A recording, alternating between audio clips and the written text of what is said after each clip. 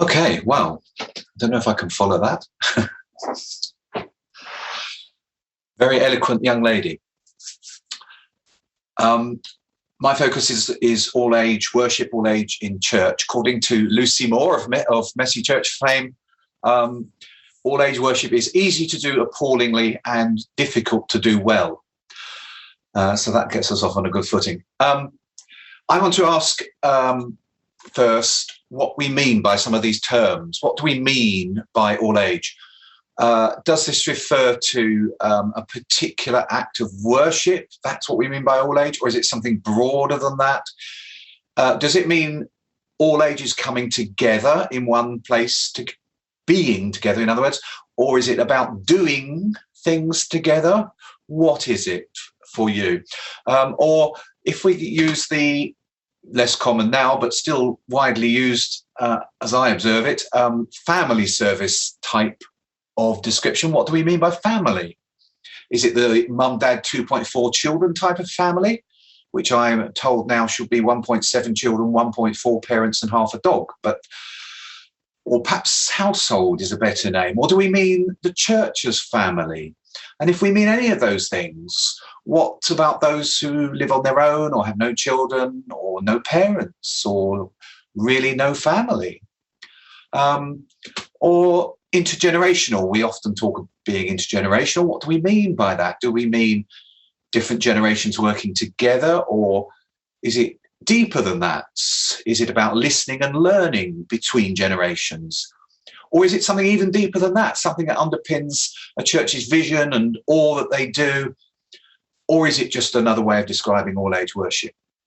And I ask these things not just to play with words, but because our understanding of what all age worship is will affect how we go about it, how we try to do it, what we think we are trying to achieve.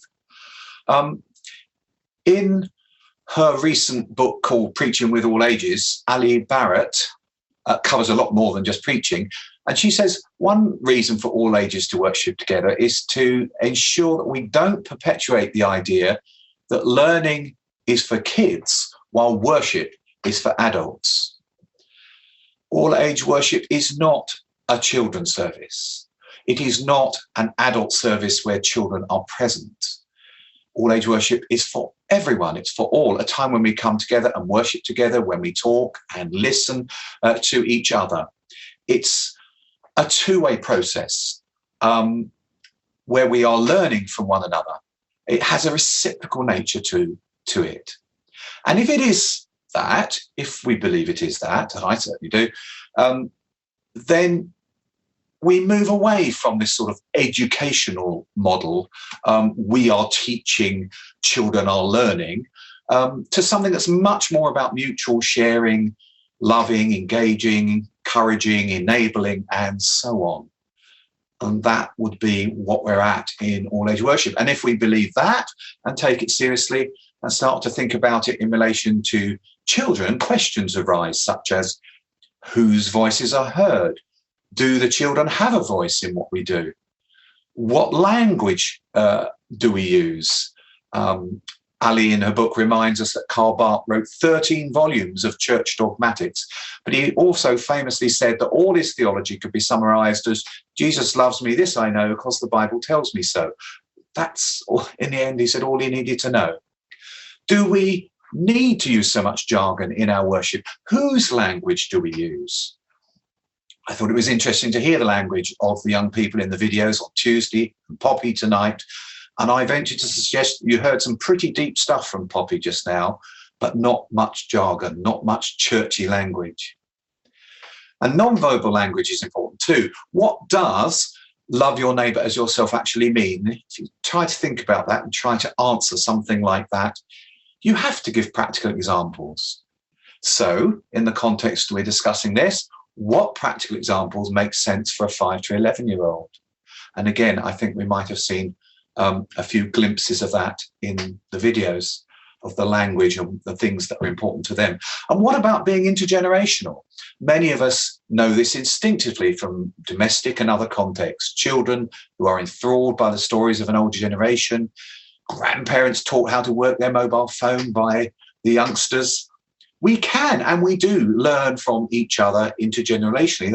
That's life. That's what we do. So why not in worship? Indeed, why not in every aspect of church life? And Ali has a chapter in her book where she encourages us to think about children as theologians. If theology is for children as well as adults, we have to ask what matters to them, what works for them. We can't simply, as it were, dilute and simplify what matters and works for adults. Never mind for a moment what we think. Why do the children think they are there? What insights do they bring? What does their experience teach them? Do they have something to say? And do we listen to it and take it seriously?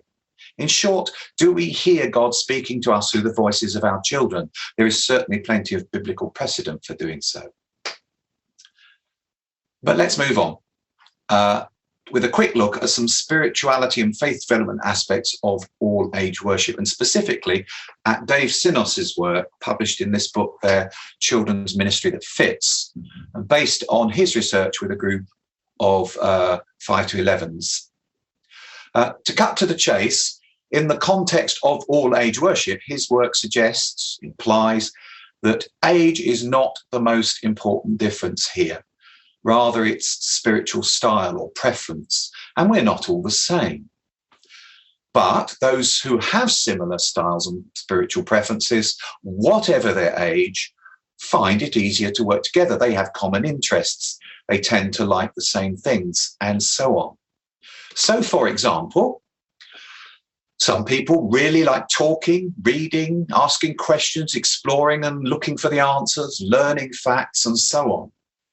Others do not. Some love dance, drama, messy play, being in a group, music, activities that are based on things like that, but that's not for everybody. Others prefer outdoor walks, beautiful things, things that make them ponder and wonder, stillness, silence, reflection. But again, that's not for everyone. And there are those who think that pretty much all of the things I've just described are an absolute waste of time unless you actually do something that makes a difference. Real, practical, getting stuck in things. Now those, as they're listed on the screen, are very, very rough descriptions of the 4 spiritual styles as identified by David Sinos, and he named them as word, emotion, symbol, and action. And we use them a lot in Roots, and we colour and code them like that. Adults tend to be a mix of styles, 2 or 3. Younger children tend to have one preferred style. The point being that if you plan your all-age worship to accommodate all these styles in some way or another, and we'll come back to that later, then you will have worship that brings people together, that is relevant and engaging for 5 to 11-year-olds and for adults and sort of everyone in between. And the last area that I just want to look at in this first opportunity I have to speak is very briefly to look at how some of these things that I've been mentioning have been highlighted in the last year or two by lockdown and its consequences, because it is having an influence on what all-age worship looks like as church communities return to the building and to all being together in one place again. There's surely little doubt that things have changed, some for the better, some not. People have preferences, obviously, and have been quite willing to exercise them. Online worship has really worked for some, others have found it really difficult. But having discovered that they have preferences and they can exercise them, people are likely to continue to express them. And that will influence the way we do things, I think. Many families have been working out what it means to worship together intergenerationally in ways that they've never thought about, never experienced before at home. And again, that may, I think, will have an impact on what families expect of all-age worship in church in the future. And while many things have not been possible at home or online, there have also been opportunities to do new things, do things that people didn't do before, opportunities to speak, to say, to reflect, to to do things that just weren't offered to them previously in the church context. And again, I think people will expect their voices to continue to be heard when we come back together, or at least it's a question. And will we provide the opportunities for them to do so and do things a little bit differently? People are asking questions of what should be kept, what not kept, what works in one context, what doesn't work in another, what worked at home, can it be brought back into all those sorts of questions about relating to each other and interacting with each other. And in just about every case, there is no one answer. Will things go back as they were before? How will things change? Because we have to find the answer that works for our own context. And the bottom line of this is that by the very nature of all age worship, no one size fits all. And that's partly what I'll go on to talk about later. Well, earlier I posed lots of questions and I ended up by saying no one size fits all. So where do we start if we want to start answering those questions for our context? In the time I've got, I can only look at a couple of examples, but I hope they will be helpful to you. And the first one comes from the book Preaching as Local Theology and Folk Art. And once again, someone has called their book Preaching, but it's actually about an awful lot more than that. Knowing your people is a good place to start. And it might seem a fairly obvious thing to say, but I think it's one of the problems of why people don't enjoy it, to go back to our question earlier, is because the all-age worship, you see lovely ideas on paper, lovely ideas when you see them in a YouTube video or you see them somewhere else, but they're not the ones that are right for your context. They're not the ones that are right for your people. So knowing your people, the culture, the experience that they have is absolutely important. Starting where they are, which comes from your knowledge, your own experience, observation, but ask them, get people involved, find out what they like and what they don't like, engage with what they like, talk about, what do they talk about? What do they do when they're not in church? All these things, what builds up the culture of your local community. And Leonora Tubbs Tisdale gives a few examples in her book, and her examples probably will not work for you. They're illustrations. The thing we have to do is find the ones that do work for us. So she writes, for example, of children's experience in the kitchen, in their home. That she talked to children that she knew in her community, and the kitchen was a place of warmth and light and fellowship. It was a place where you could talk about things that were hard work, things that were about serving other peoples. And therefore, in her context, they found the kitchen was an appropriate metaphor, if you like, for church. And some of the things that went on in the kitchen were useful ways to think about, talk about, incorporate into preaching and worship and what goes into it. Or is she going to have another example? This is paraphrasing what she said, but she talked about people in her community who love to go fishing, pole fishing, that as a rod fishing, and that was an appropriate metaphor for them for evangelism.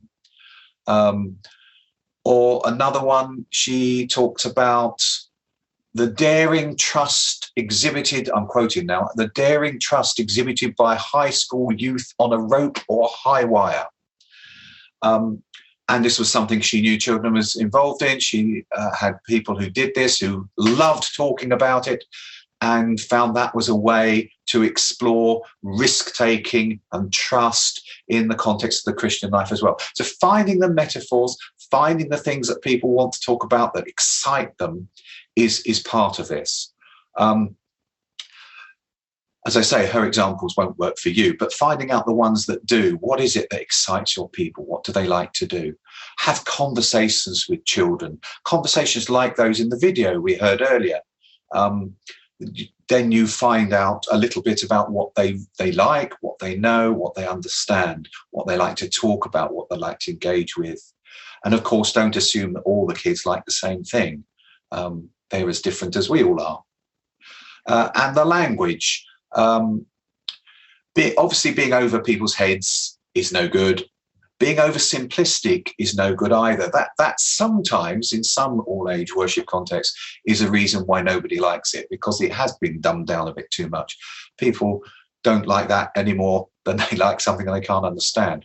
But what is the language that works in your culture? And again, we might give you examples from Roots. I might talk about things in a minute, and you'll say, that doesn't work here. I remember someone rang me up once to talk about something that was in Roots, and asked, how do I use that in my context? She said, because when I go to my church on the outskirts of London, where it was, she says, all they want to talk about is the price of petrol down at Sainsbury's supermarket.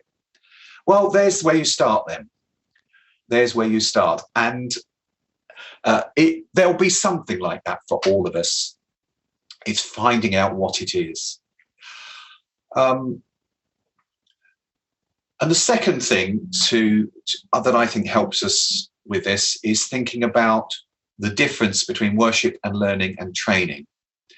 Worship, by which I mean a journey of encounter with God, or God in Jesus, or Jesus, however you want to express it, but it's something of that journey of meeting God, being transformed.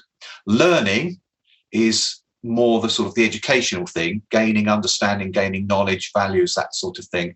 And training is, well, when you learn a new song, that sort of training, how to do something better, faster.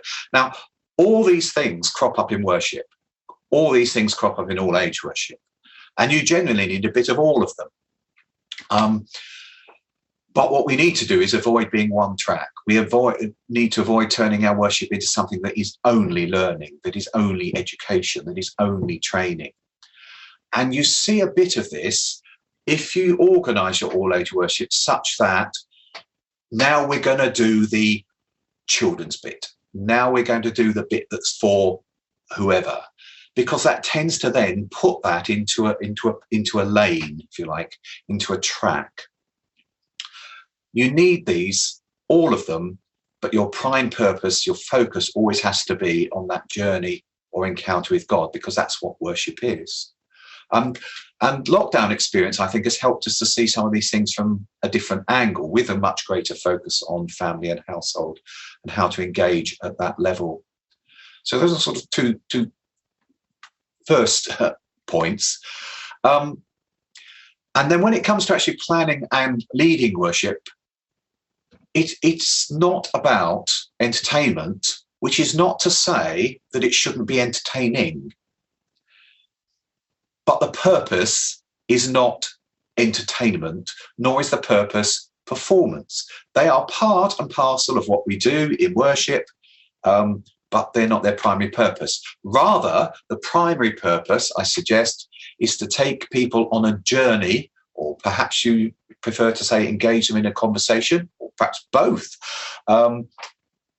And if we approach our planning and our leading of our all-age worship in this sort of way, and I'll spell it out a little bit more in a second, I think it helps to overcome some of those problems that were identified in the questions.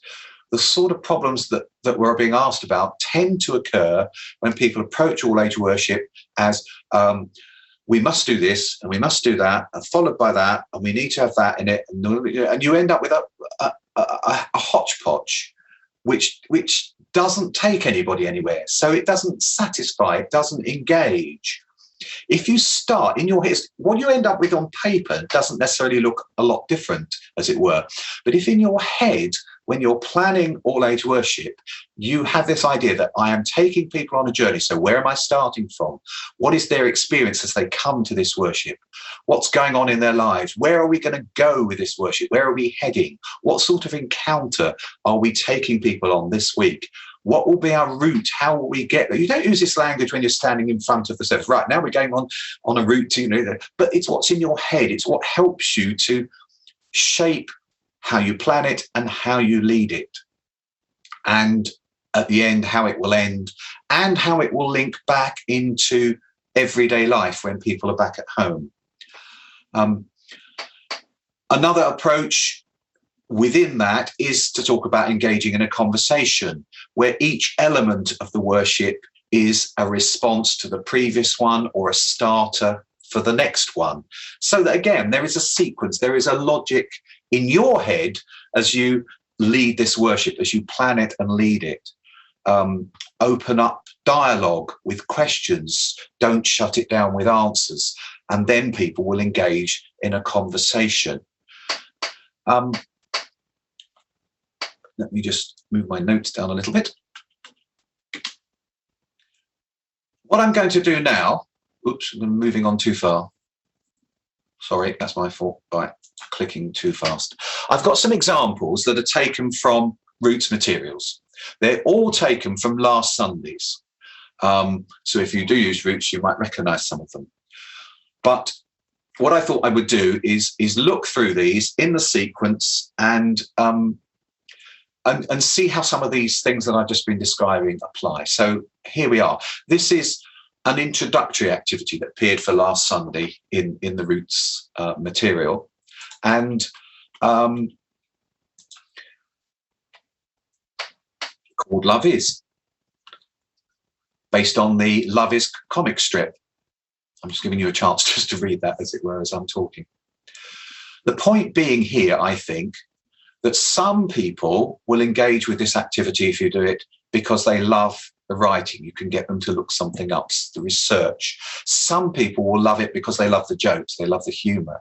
Some people will engage with it because they can just sit quietly and look at it and dream up their own thoughts. Some might be very practical and love, but everybody can engage with something like this at their own level. They can write, they can draw, they can work older and younger people together. It doesn't explicitly say that here, but I mean, people can work together. You can make it so that that happens. Let people look things up on their phones. Get everyone buzzing. You don't need to have lots of answers. We don't need to write every answer on the board. This isn't a school lesson. This is just about getting people engaged. And if you do that and do it in the sort of way that's described there, you should find that all people of all spiritual styles can be engaged by that sort of activity. I'm going to go on to the next one now, and I'll maybe come back to it in a minute. If you don't like that one, if you don't like that sort of approach, how about a visual thing to get you going? This is a picture of a wall in Montmartre, which has 250 I love yous written on it in different languages. So many languages from the world there. You could use this in several ways. Some people just will engage with it as a picture and it spark something maybe. How do you complete the phrase love is, you could say to people? Does anybody know how to say I love you in another language? Just get a few people to contribute. What would you be thinking of if you wrote on that wall, I love you? Who would you be thinking of? Or if you don't write, what would you draw to express that you loved someone? And you could even take this further and perhaps set up your own wall and let people draw and write. Just anything that will help them to engage in their own terms. Another example. So this is going on to an activity that starts to explore the theme of the week rather than just introducing it. And I've just highlighted the word groups because we've spoken a number of times about groups, about intergenerational groups in particular. We just often say in our Roots materials, working in groups. And in my head, when I edit that, is always, I hope this is a sort of mixed age group. Because of the things I said earlier, because of us learning from each other, because of us sharing with each other. Again, just giving you a second to read that through. But if there's a practical activity there, there's something to do, there is paper and pens, and it's not complicated, it's quite simple. A little bit of preparation in advance, maybe, but it doesn't need a lot. But it's a way of engaging everyone in a group way and a prayerful way.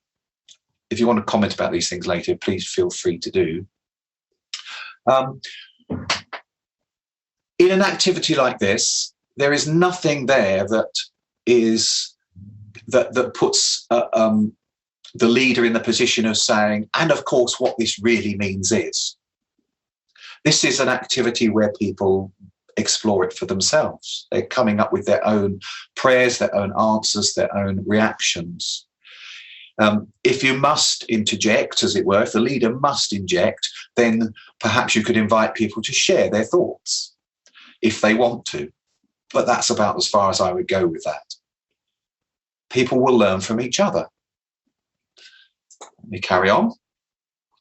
This was a slightly different sort of activity. This was about, what does love your neighbour as yourself mean? I asked that question earlier on. So this is asking everyone to think about what that would mean in practice. What would they really do in their daily life?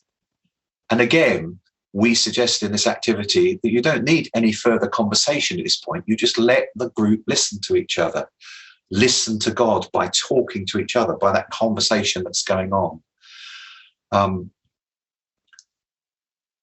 It might be that something comes from that conversation which transforms the church, but I'm pretty sure that if people listen to each other, they will find themselves transformed by the Spirit working through them in listening to other people and engaging in that sort of way.